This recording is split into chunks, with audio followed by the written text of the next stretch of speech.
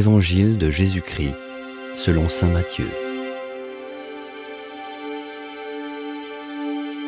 Chapitre 20. En effet, le royaume des cieux est comparable au maître d'un domaine qui sortit dès le matin afin d'embaucher des ouvriers pour sa vigne. Il se mit d'accord avec eux sur le salaire de la journée, 1 denier, c'est-à-dire 1 pièce d'argent, et il les envoya à sa vigne. Sorti vers 9 heures, il en vit d'autres qui étaient là, sur la place, sans rien faire. Et à ceux-là, il dit : « Allez à ma vigne, vous aussi, et je vous donnerai ce qui est juste. » Ils y allèrent. Il sortit de nouveau vers midi, puis vers 3 heures, et fit de même. Vers 5 heures, il sortit encore, en trouva d'autres qui étaient là, et leur dit : « Pourquoi êtes-vous restés là toute la journée sans rien faire ?» Ils lui répondirent : « Parce que personne ne nous a embauchés. » Il leur dit : « Allez à ma vigne, vous aussi. » Le soir venu, le maître de la vigne dit à son intendant : « Appelle les ouvriers et distribue le salaire, en commençant par les derniers pour finir par les premiers. » Ceux qui avaient commencé à 5 heures s'avancèrent et reçurent chacun 1 pièce d'1 denier. Quand vint le tour des premiers, ils pensaient recevoir davantage, mais ils reçurent eux aussi chacun 1 pièce d'1 denier. En la recevant, ils récriminaient contre le maître du domaine. « Ceux-là, les derniers venus n'ont fait qu'1 heure, et tu les traites à l'égal de nous qui avons enduré le poids du jour et la chaleur ?» Mais le maître répondit à l'un d'entre eux : « Mon ami, je ne suis pas injuste envers toi. N'as-tu pas été d'accord avec moi pour 1 denier ?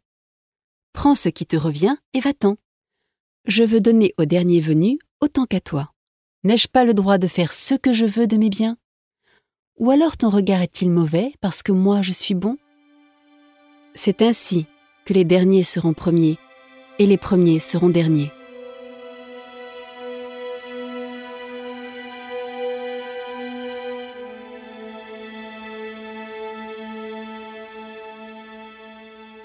Montant alors à Jérusalem, Jésus prit à part les 12 disciples et en chemin il leur dit : « Voici que nous montons à Jérusalem. Le Fils de l'homme sera livré aux grands prêtres et aux scribes.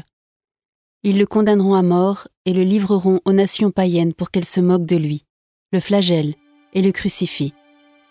Le 3e jour, il ressuscitera. »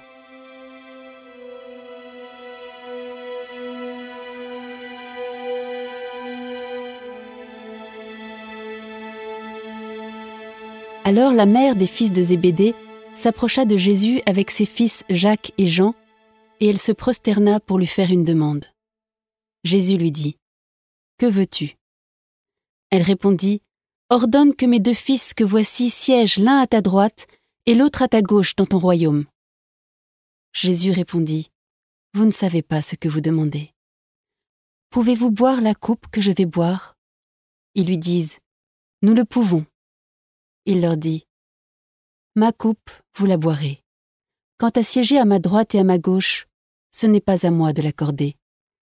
Il y a ceux pour qui cela est préparé par mon Père. » Les 10 autres qui avaient entendu s'indignèrent contre les 2 frères. Jésus les appela et dit : « Vous le savez, les chefs des nations les commandent en maîtres, et les grands font sentir leur pouvoir. Parmi vous, il ne devra pas en être ainsi. Celui qui veut devenir grand parmi vous sera votre serviteur, et celui qui veut être parmi vous le premier sera votre esclave. Ainsi, le Fils de l'homme n'est pas venu pour être servi, mais pour servir et donner sa vie en rançon pour la multitude. »